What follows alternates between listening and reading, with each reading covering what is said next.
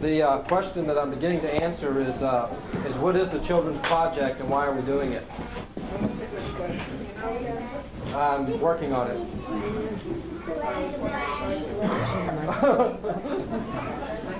We're essentially doing it because Dr. Rolf said, what we need to do is to see, when I Rolf people, I take pictures of them, and I'm not a photographer, I'm a Rolfer, and so my photographs kind of show that, and people get a basic sense from their photographs. It's a kind of personal thing, the photography. So what it is that we have a Rolfer from Florida who's a professional photographer, and he's going to come up and he's going to photograph this. And what Dr. Rolf wants to do is to put these pictures in a booklet.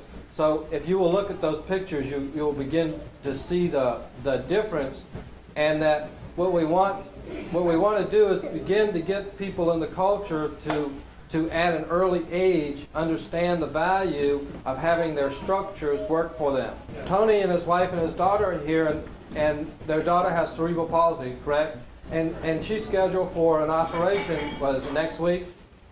And we just finished a cerebral palsy project in Santa Monica, and we've had a lot of success with problems like that. And see, they don't know anything about it, and they don't know that we've done that sort of thing. And Tony's sister was Rolfed in California, and she's been bothering them quite a bit, I understand, to not have the operation and try and see what Rolfing will do. And I really want to thank you for being here and being willing to look at another alternative. Dr. Rolf suggested that what we suggest to you is that you delay the operation for a month or so and still intend to have it, and let us see what we can do, with your daughter, and see whether after that it'd still be necessary. So that's something to think about. So that's a kind of thing that, at least from my point of view, it looks like that the project will, the value in it. How'd I do? Well, you didn't do too badly, but your last sentence, I thought your last paragraph could have been improved by explaining why we would say that this child should be Rolfed first before the operation. It isn't necessarily even in the hopes that she can escape the operation, but it is in the assurance that if we Rolf her, the whole circulatory system will be operating better, the glandular system will be operating better, and whatever that operation can give to her will be enhanced by the fact that she is now on a higher level. Yes. And to me, this is important, not that the child may be able to escape the operation completely. Maybe there's a chance that she can. But there is a certainty that all of these other benefits can accrue. Yes. Okay, thank you. Child, how can he be assured that it's not going to harm her? Well, I would suggest if you're really feeling serious about this, wait until we've gotten 100 children in this area Rolfed and look at them. And then you'll know. That's going to be quite a little while off, but you can wait. Okay. See, John, one way is to take our word for it, and to know that. I mean, I would be foolish. I don't believe in letting him take our word for it. He can't tell whether you and I have. Yes, I know. I'm going to let me finish the sentence, please. I would be foolish to take on your child without being absolutely comfortable and clear that it was going to work for her. I'm just learning the process, and I think Dr. Rolf has been learning it too for 40 years. And so the way that I talk about it now is that the first 10 sessions are not really 10 sessions. They're actually one session that's broken into 10 parts. And that once you finish those 10 sessions, what you've done is taken this whole body one step forward. Now, the question is that it? Is that the end of the line? Dr. Rolf, I was asking you, it's like I wanted to do some advanced work on one child that I'd Rolf. And she said, no, you don't need to do that. What you've done is you've already gotten that kid growing in a direction. Let the kid grow, and he'll grow into it. Now, it's not to say that later on, that your kid won't fall down and that there's not still stuff there, because there will be. And in time, when they get ready to handle it, they'll handle it. Now, They will never go back to the place where they were. yes, they won't go back. And the advantage of being Rolf, okay, for me, is that once you've gotten the first 10 sessions done, it's easy to fix things that go wrong later on. What happened is that about Who fixes them? When you say it's easy to fix them, do you have to be Rolfed again to Yeah, fix them? well, Or yes. can you fix these things yourself? If you're using your body appropriately, most of the time they will fix themselves. But if you're using your body inappropriately, now by that I mean you're using your body appropriately when, as you walk, your knees go straight forward, not through a circle. Your elbows go straight out and straight in. Your head goes straight up. If you're using your body like that, your body will try to fix itself. And unless it's been badly battered, it will fix itself. But you have to learn what is the right way to use your body. This happens automatically and subconsciously if your Rolfer has done a good job and has called it to your attention, because your attention itself will anchor you there.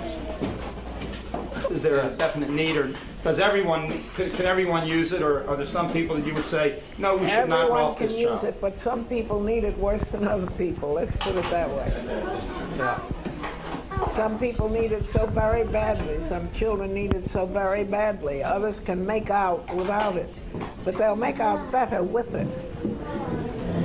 They'll always make out better, and this is the point of Rolfing. You will live on a better level, whether you're a child or an adult.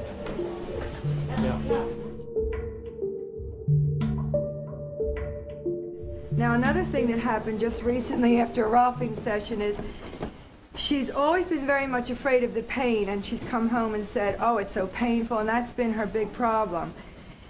The last, I don't know which session it was, she came home and said to me, I want to share this with you.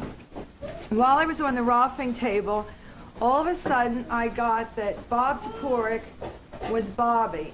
Bobby is her brother, who had been teasing her and doing terrible things to her ever since she was a baby. Like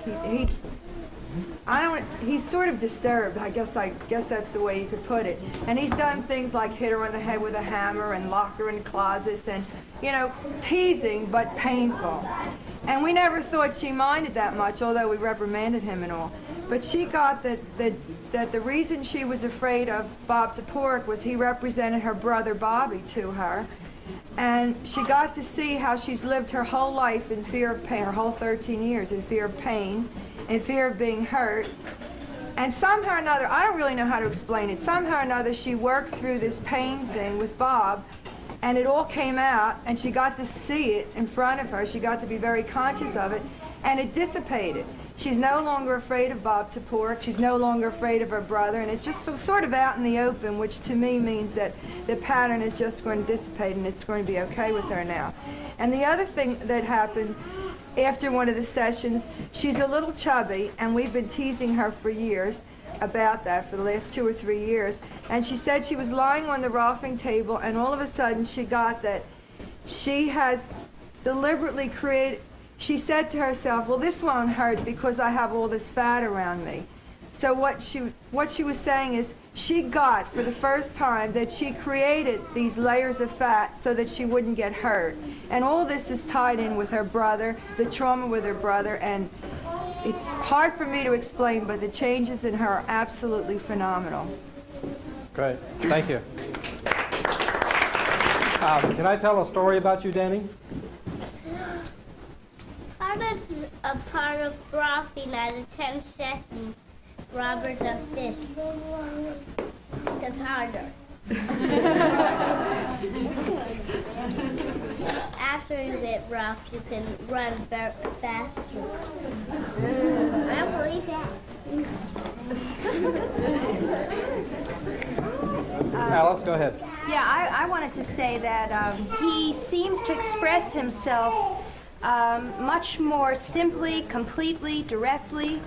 He takes responsibility for himself and for what he does, just in a much different way. There's much less blaming that goes on.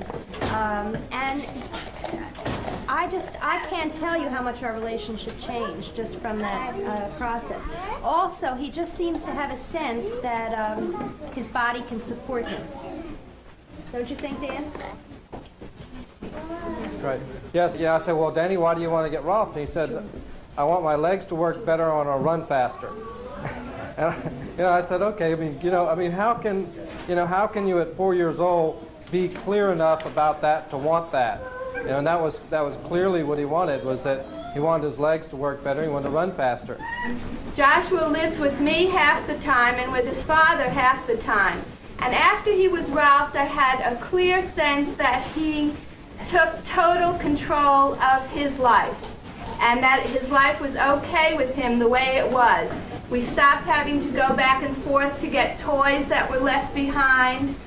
He stopped complaining about certain things. It just seemed to me that he was pleased with himself. He stood in front of the mirror looking at his body, and before that he didn't even want to wear shorts. One summer he wouldn't wear shorts at all.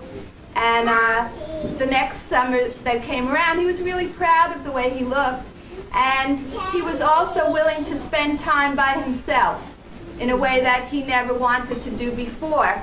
And by himself, when I would go out, he said, "No, Mom, I think I'll rather stay home and read." Well, whose kid was that? That wasn't the little boy that I knew.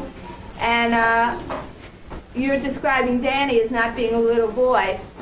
Josh was he's a person. Yes, right.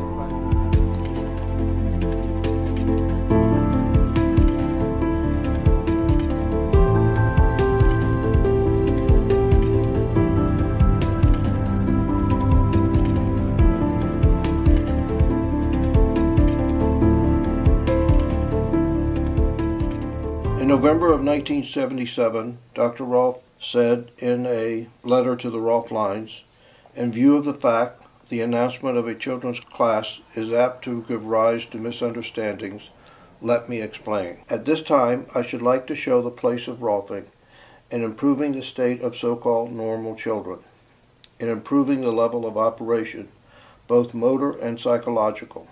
Photography is one method of documenting the effectiveness of this work.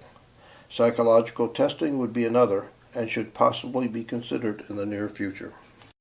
In January 18, 1978, Dr. Rolf wrote, "It truly brightens my days to know there are people who recognize what I've been trying to do with Rolfing, and see it as a revolutionary advancement to the evolution of mankind that it is. The purpose of the project is to gather good photographic material of 10 to 12 children showing the beneficial changes that Rolfing produces in the short period of time of 3 weeks. This material will then be compiled into a booklet which would demonstrate what we as Rolfers can do, thereby assisting us in obtaining research funding. For me, one of the greater satisfying and joyous areas of my work has been my work with children. I can think of no better way to move us further down the path in having Rolfing acceptance and recognition in the world expand than to present to the world what Rolfing has to offer the younger population. Rolfing releases those traumatic incidents of birth and childhood that prevent the child from achieving complete wholeness, physically, psychologically, and emotionally. It provides for all children a good foundation to stand on and grow up from, namely a balanced, supportive physical body. And that is where it all begins." On January 20th of 1978, in a letter written by Dr. Rolf and sent out by Adrian Carley, Dr. Rolf said, "The Rolfing experience has been called a physical and psychological maturing, oftentimes dramatic in appearance and behavior. Knowing as you do the benefits of Rolfing and how far this procedure has advanced since its inception, nearly 4 decades ago, may we rely on your participation in the advancement of science and mankind."